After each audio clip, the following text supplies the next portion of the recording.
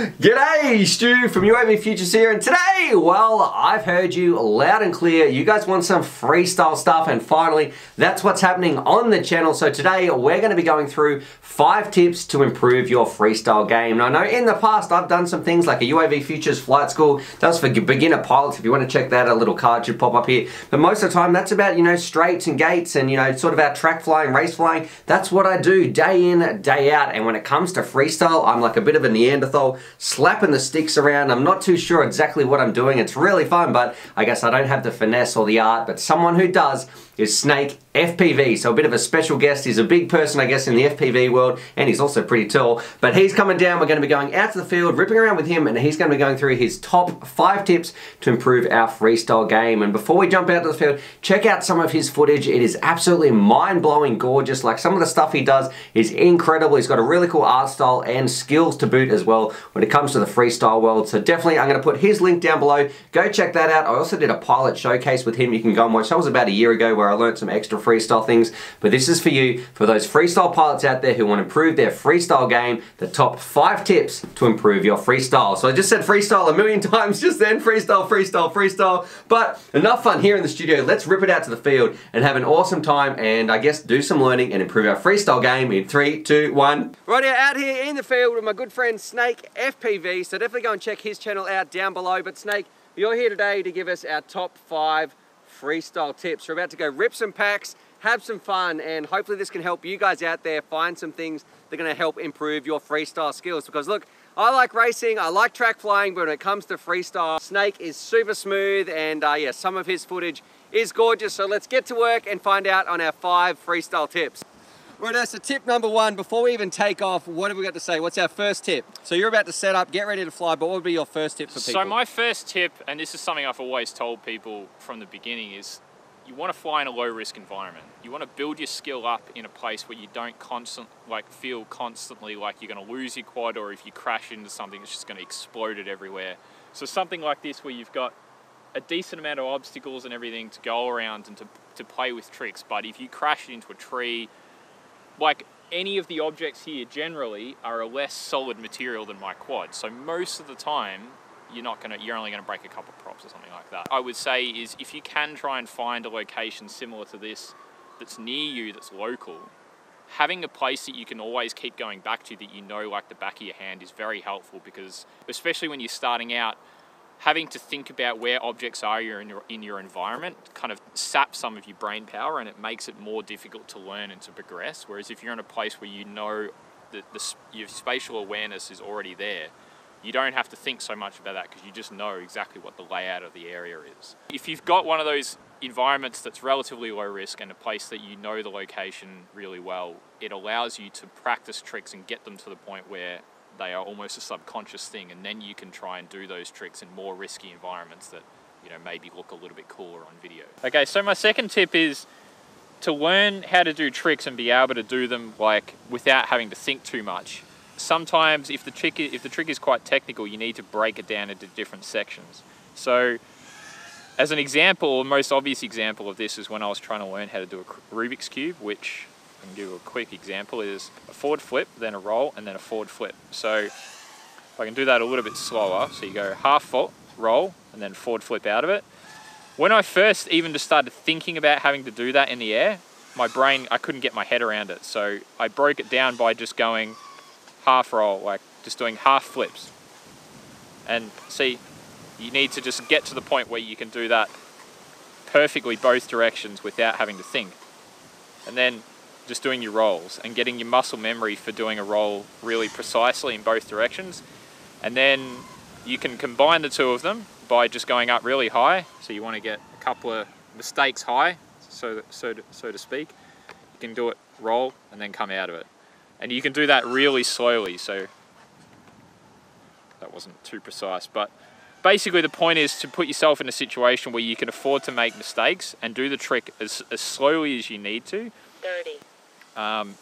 And just keep doing it. Like, I will often, if it's a technical trick like this, or I did the same thing with inverted yaw spins, like that, I probably practiced that for like 40, 50 packs maybe, of literally just doing it over and over and over again until it got to the point where I could do it pretty subconsciously. And then that allows me to do it in the middle of a pack without really thinking about it too much. And I can do it without, you know, there's not too much delay between doing tricks. So you can apply that principle pretty much to any trick. You watch what someone's doing in a video and you're like, that's pretty cool. You can maybe download the footage and watch it back in slow-mo and figure out like what the different elements of the trick are, and then just practice them, you know, sort of one step at a time. Okay, so the next tip would be about finding stick rates that work for you. Now, there's a lot of debate about how high should your stick rates be and all that kind of thing, but for me personally, it's about finding whatever works for you and the way, like, so I'll quickly show. Some people like to use only a little bit of their This is all stick throw. mode 2? Yeah. Mode 2. Yeah, This is of mode course, 2. So this is pitch and roll on this side, but it's the same for yaw and everything. Some people like to use the full throw of their sticks, some people don't. So that's one thing. Yeah, I think I would say everyone has a natural sweet spot for how quickly the maximum roll speed works for them. So for me, it's around 910 degrees per second. I think that's what it's measured in. And then varying from that point is all about increasing or decreasing the amount of expo that you've got. But I think finding your ideal roll speed is the first point. And the way I do that is actually flying line of sight. So if you look at the quad, you can get it out in front of you. And I'm not a good line of sight pilot, but you should at least in acro mode be able to just do rolls like this. And if you can get it to the point where just doing a roll like that, and this is like, I'm not thinking about how long I'm doing the stick for, it's just me throwing the stick naturally. And if I get to the point where the quad ends up level at the end of most of the rolls, then that's like the right roll speed for me. If I emulate that, I'm just going like this, basically, throwing it the amount that I think is about right. And from there, once you've figured out what your roll speed is, then my advice in general would be to start progressively reducing the amount of expo that you've got. You ideally want as little expo as possible because it allows you to vary the speed of your tricks a lot more, but it's going to reduce the sort of like amount of control you have in the middle of the stick. If you're not used to having a low amount of expo, it's going to be harder to fly. So what about if I've got my quad and I'm not liking the defaults? What would you recommend? So, well, first of all, you need to decide, like, does it feel too slow or does it feel too fast? Yep. That's only something that you're going to be able to answer. Like, it's just going to be a feel thing. Also, the style of flying that you're intending to work towards is also going to determine to some degree what stick rate you want. Like, if you want to fly like Steele, for example, you probably want quite a high stick rate because the way he flies relies a lot on very quick, precise maneuvers. If you want to fly more like, say, Johnny FPV, who's got a very cinematic, smooth flying style, having a lower stick rate is going to make that a little bit easier. So it does depend on the sort of style that you're going for as well. So my next tip would be to do with just finding what inspires you and what makes you want to fly in a certain way, or just to fly in general. And this is building on the last tip. You sort of looked at what is the kind of style of flying that you want to do. In general, I would just say look at as many different sorts of videos from as many different pilots as possible to find whatever it is that inspires you to want to go and fly. And if you get to a point where you feel like you're maybe lacking some inspiration, then make an effort to go and watch some different videos, and it might give you a different perspective on, you know, a different way of flying or flying in different environments, what you can do with different environments, and just try and change it up. Like, I've recently got into racing just to try and change things up. So you know, you don't want to get stuck in the rut of just doing the same thing. There's a lot of guys out there, especially now, that have very different ways of doing things. So there's a lot of inspiration that you can draw from. So my last tip is just practice.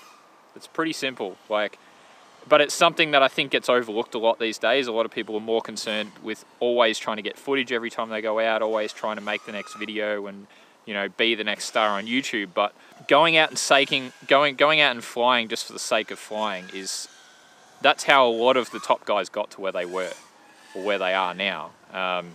You know, even now, sometimes I will go, actually quite often I'll go out, I'll have a GoPro on my quad, but it's a GoPro that doesn't even work. And I just have it on there because it helps for me to get used to flying with the weight of a GoPro, but without the sort of pressure of like, oh, I need to make sure this is like smooth footage, and, you know, I'm always trying to make a video out of every pack that I fly. So I just subconsciously forget about that pressure and just get as many packs in as I can.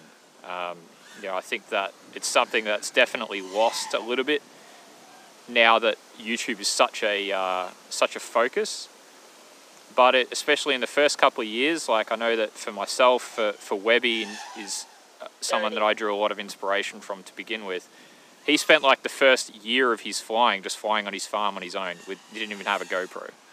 And then he sort of popped up out of nowhere and people were like, where the hell did this dude come from? So yeah, just there's no substitute for stick time. As much time as you can get, as much practice as you can get, is going to help you to feel more comfortable with your flying, and it is obviously just going to help your footage and all that sort of thing as well, and just help to make everything a little bit more fun. Just forget about making videos to start with, and just enjoy flying for the sake of flying. That's probably my #1 tip in general. Rightio, so there it is. There was my top, well not my top 5, but there was I guess the top 5 tips from Snake FPV on how to improve your freestyle game. I'd love to know what you guys think. Drop your comments down below. Do you want to see more freestyle stuff? And you know, definitely go check out Snake's channel because like I said, he has some incredible stuff. Other than that, subscribe for more FPV related content, and as always, get out there, practice your freestyle, and happy flying.